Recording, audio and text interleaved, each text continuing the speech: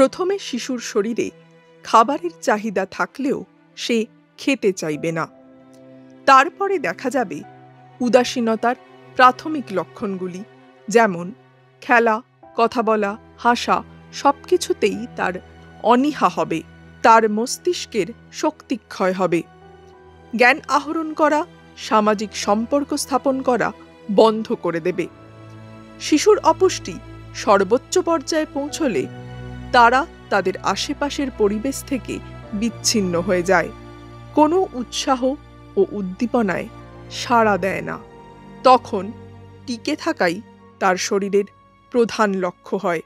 শ্বাস প্রশ্বাস, হৃৎস্পন্দন এবং তাপমাত্রা বজায় রাখা ছাড়া আর কোনো কাজ করবে না তার শরীর। এইভাবেই তার শরীরের সব রসদ ফুরিয়ে গেলে যদি চিকিৎসা না হয় তাহলে তার মৃত্যু হয়। যদি চিকিৎসা না হয় তাহলে তার মৃত্যু হয়।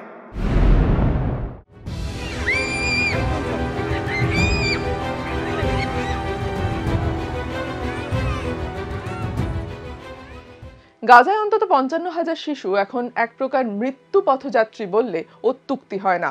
ল্যান্সেটের যে তথ্য বলছে গাজায় প্রায় ৫৫,০০০ শিশু অপুষ্টির শিকার, সেই তথ্যের গভীরে প্রবেশ করলে মৃত্যু ছাড়া আর কি বা কল্পনা করতে পারে আমার আপনার মন?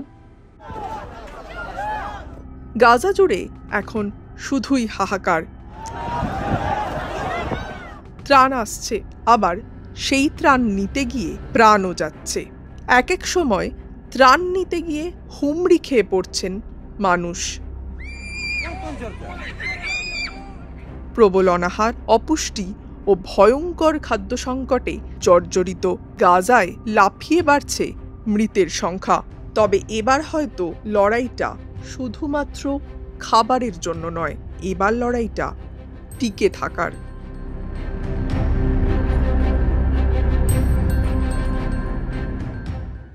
গাজায় অনাহার, অপুষ্টিতে প্রত্যেক দিন প্রাণ হারাচ্ছেন বহু মানুষ।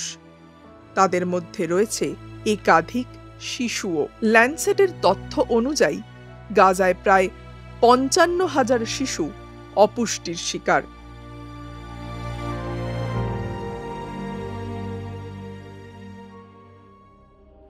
এর আগেও একাধিক তথ্যে উঠে এসেছে চলতি বছরের ২৫শে মার্চ থেকে গাজায় ত্রাণ সামগ্রী পৌঁছানো বন্ধ করে দিয়েছে ইসরায়েল।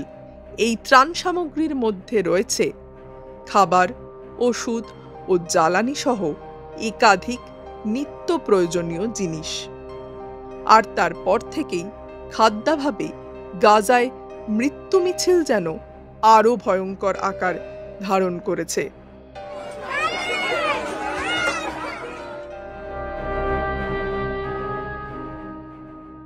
UNRWA অর্থাৎ ইউএন রিলিফ অ্যান্ড ওয়ার্কস এজেন্সির একটি গবেষণায় উঠে এসেছে গাজার ভূখণ্ডে ত্রাণ সামগ্রী পৌঁছতে ইসরায়েলি বাধার সঙ্গে সরাসরি যোগ রয়েছে গাজায় অপুষ্টিতে ভোগা শিশুদের। এর অর্থ এই বিশাল সংখ্যক শিশু যে অপুষ্টির শিকার তার এক ও অন্যতম কারণ হলো ত্রাণ পৌঁছতে ইসরায়েলি বাধা। এর আগেও গাজায় ত্রাণ সামগ্রী পৌঁছতে বাধা দেওয়ার অভিযোগের কথা অস্বীকার করেছে ইসরায়েল। তারা জানিয়েছে পর্যাপ্ত পরিমাণ ত্রাণই পৌঁছে দেওয়া হয়েছে গাজায়। UNRWA এর তথ্য বলছে গাজায় মোট জনসংখ্যার নিরিখে ৬ বছর বয়সী প্রায় ৫৪,৬০০-রও বেশি শিশু রয়েছে। দ্রুত পর্যাপ্ত পুষ্টি এবং চিকিৎসার প্রয়োজন তাদের প্রত্যেকের। ৫৪,৬০০ জনের মধ্যে প্রায় ১২,৮০০ জন গুরুতরভাবে দুর্বল।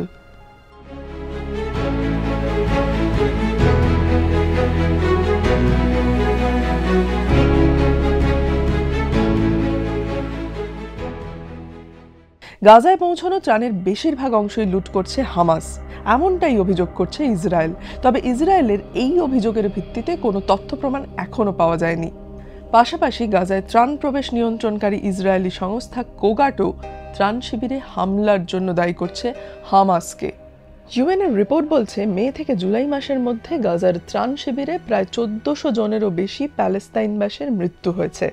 তাদের মধ্যে আমেরিকা ও ইসরায়েল সমর্থিত গাজা হিউম্যানিটেরিয়ান ফাউন্ডেশন পরিচালিত জায়গায় মৃত্যু হয়েছে ৮৫৯ জনের।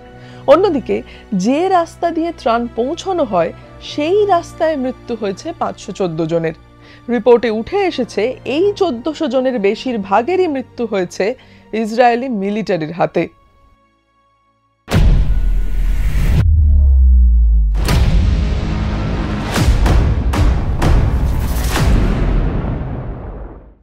কবে যুদ্ধবিরতি হলো? আমেরিকার মধ্যস্থতায় 10ই অক্টোবর থেকে গাজা উপত্যকায় কার্যকর হয় যুদ্ধবিরতি।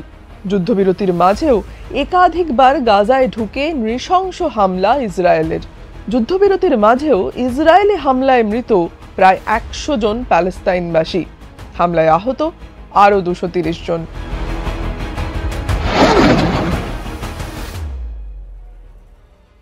বেঁচে থাকার জন্য গাজাবাসীর চাই পর্যাপ্ত খাবার এবং অন্যান্য নিত্য প্রয়োজনীয় পরিষেবা।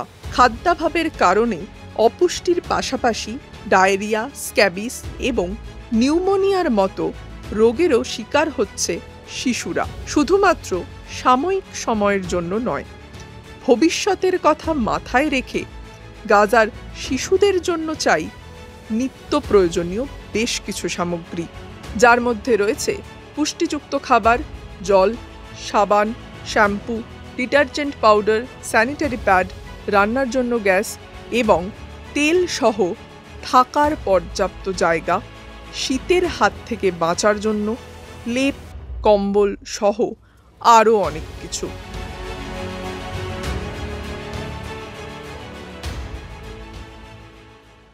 গাজার সমস্ত শিশুকে বাঁচাতে হলে এই ত্রাণ অত্যন্ত জরুরি।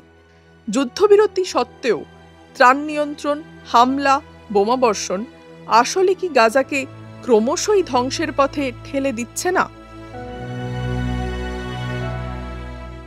যদি চিকিৎসা না হয় তাহলে তার মৃত্যু হয়।